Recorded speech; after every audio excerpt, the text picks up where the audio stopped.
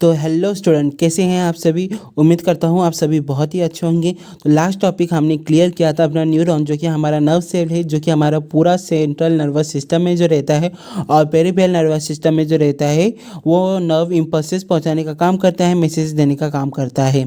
तो इस टॉपिक में हम सेकेंड नर्व सेल के बारे में डिस्कस करने वाले हैं, जो कि हमारा न्यूरोगिलिया है, जिसे हम नॉन न्यूरोनल के नाम से जानते हैं। ये एक सपोर्टिंग सेल है जो कि न्यूरॉन में पाया जाता है, बट इसका कोई काम नहीं, ये जनरेट और कंडक्ट इम्पल्सेस नहीं करता है।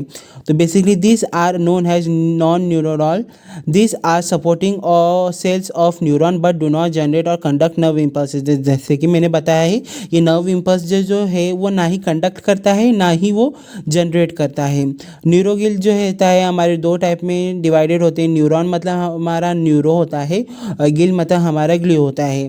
तो this are provided mechanical and metabolic support to the neuron. Mechanical and metabolic support जो रहता है वो प्रोवाइड करता है न्यूरॉन को।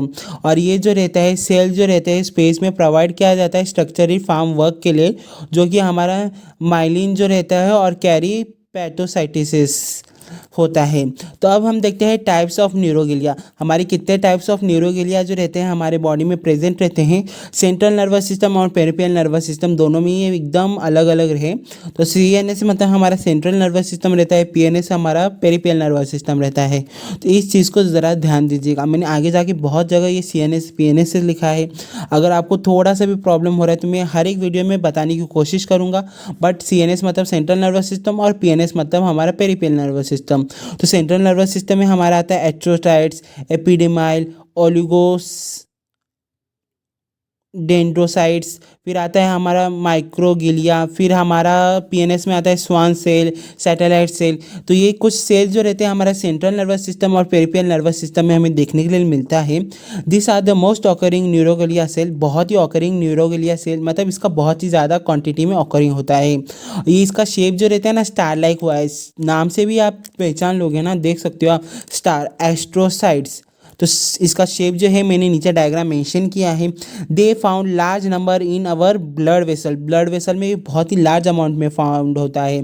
They form maintain blood brain barrier. Blood brain barrier में जो रहता है उसे ये मेंटेन करने का काम जो रहता है वो करने का कोशिश करता है। फिर आता है हमारा ओलिगोडेंड्रोसाइट्स, जो कि हम इसे बोल सकते हैं बहुत ही कम क्वांटिटी में प्रेजेंट रहता है और सीएनएस में जो रहता है यही प्रेजेंट रहता है। They are smaller compare to astrocyte. This are supporting system of neuron. ये सपोर्टिंग सिस्टम ऑफ न्यूरॉन है और ये बहुत ही कम मात्रा में प्रेजेंट रहता है हैज़ कंपेयर टू एस्ट्रोसाइट्स। हमारा ओलिगोडेंड्रोसाइट जो रहता है बहुत ही कम अमाउंट में प्रेजेंट रहता है हैज़ कंपेयर टू एस्ट्रोसाइट। इसका डायग्राम आप ध्यान से देख लीजिए। फिर आता है इपिडीमाइल। इसका शेप जो रहता है वो हमें क्यूब की तरफ देखने के लिए मिलता है और ये प्रोड्यूस करता है हमारा सेरेब्रल फ्लूइड, जिसे हम सीएसएफ फ्लूइड के नाम से जानते हैं, जो कि आगे जाके आपको देखने के लिए मिलेगा। Protect the brain and spinal cord both mechanical and immunologically.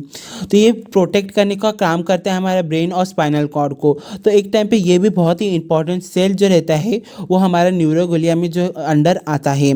तो इसे ध्यान से इसका डायग्राम देख लीजिए। हाँ, डायग्राम में बच्चे बहुत ही ज़्यादा गलती करके आते हैं। फिर आता है माइक्रोगिलिया, जो कि हमारे दे आर स्मॉलेस्ट माइक्रोबिलिया सेल। तो ये स्मॉलेस्ट माइक्रोबिलिया सेल न्यूरोगिलिया सेल है। ये ड्राइव्ड फ्रॉम मोनोसाइट्स। मोनोसाइट्स जो रहते हैं ये ड्राइव्ड किया हुआ है। दे हेल्प इन न्यूरोगिलिया रिपेयर करने का काम में जो रहता है ये सेल जो रहता है हमारा काम करने के लिए यूज़ होता है। तो आप बेसिक डायग्राम अच्छे से देख लीजिए। अगर आप डायग्राम बना के आओगे ना तो आप कुछ भी पेपर में अगर एक दो लाइन आप भूल भी गए और आप लिख के आ जाओगे तो आपको टीचर्स जो रहेंगे फुल मार्क्स देंगे। This are a major glial cell in PNS. Major glial cell जो रहता है हमारा पीएनएस है, जो कि हमारा पेरिफेरल नर्वस सिस्टम है। They are also known as neurilemma cell है। तो डायग्राम अच्छी तरीके से आप देख लीजिए। अगर एक बार आप डायग्राम अच्छे से देख के बना के आ जाओगे ना तो टीचर्स में गारंटी दे रहा हूँ, टीचर्स जो रहेंगे वो आपका आंसर जो रहेगा उतने ध्यान से रीड नहीं करेंगे, रीड करेंगे बट उतने ध्यान से नहीं। फिर आता है हमारा सैटेलाइट सेल, जो कि हमारा this are forms extra cellular space of NS मतलब हमारा नर्वस सिस्टम में जो एक्स्ट्रा सेलुलर स्पेस रहता है उसमें ये फॉर्म होता है। They provided physical support to neuron. Physical support जो रहता है वो न्यूरॉन को प्रोवाइड प्रोवाइड करने का कोशिश करता है। तो ये एक टाइप पे बहुत ही इंपॉर्टेंट है। अब हम देखते हैं फंक्शन ऑफ न्यूरोग्लिया।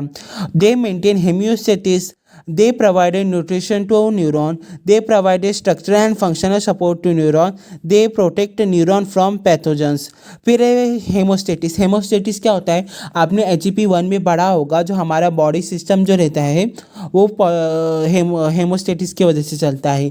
बेसिकली दो टाइप में इसमें डिवाइडेड होते हैं, एक पॉजिटिव फीडबैक और एक नेगेटिव फीडबैक सिस्टम रहता है इसमें। ये न्यूट्रिशन प्रोवाइड करता है, हमारे शरीर को न्यूट्रिशन तो लगता है ना ग्रो होने के लिए, वैसे ही इसको भी न्यूट्रिशन लगता है ग्रो होने के लिए। स्ट्रक्चरली और फंक्शनली जो है सपोर्टिव ऑफ न्यूरॉन है।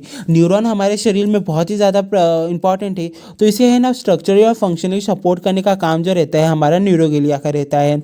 They protect neuron from pathogens. ये जो है पैथोजन से जो रहता है प्रोटेक्ट करने का काम जो रहता है हमारा न्यूरोग्लिया का रहता है। इन शॉर्ट हमारा न्यूरोग्लिया जो है वो एकदम सपोर्टिव सिस्टम और स्ट्रक्चरली जो रहता है फॉर्म ऑफ न्यूरॉन है। मतलब ये बहुत ही ज़्यादा जो रहता है न्यूरॉन को सपोर्ट करने का काम करता है, और इसका ज़्यादा यूजेस नहीं है, और एग्जाम में ये बहुत ही कम देखने के लिए मिला है। आई थिंक सो 20% तक ये आता है, नहीं तो ना के बराबर ये क्वेश्चन पूछने के लिए आता है। बट न्यूरॉन जो है आपका बेसिकली 5 मार्क्स के लिए क्वेश्चन रखा हुआ है, 5 या 10 कभी मार्क्स में डाल देते हैं। बट आप इस टॉपिक को एकदम छोड़िएगा मत, क्योंकि 10 मार्क्स के क्वेश्चन में आपको ये एक्स्ट्रा मतलब क्वेश्चन डाल सकते हैं। तो प्लीज़ डायग्राम एकदम अच्छे से देखिएगा, दोनों न्यूरॉन के भी डायग्राम देख लीजिए अच्छे से, और इसके भी एकदम अच्छी तरीके से देख लीजिए। कैसा लगा आपको वीडियोस कमेंट सेक्शन में ज़रूर बताइएगा। अगर आपको आज का वीडियो बहुत ही अच्छा लगा हो तो प्लीज़ मेरी वीडियो को लाइक कर दीजिए, हमारे चैनल को सब्सक्राइब कर लीजिए। मिलते हैं एक और नई वीडियो के साथ, एक और नई लेक्चर के साथ। तब तक के लिए बाय और अपना ध्यान रखिए।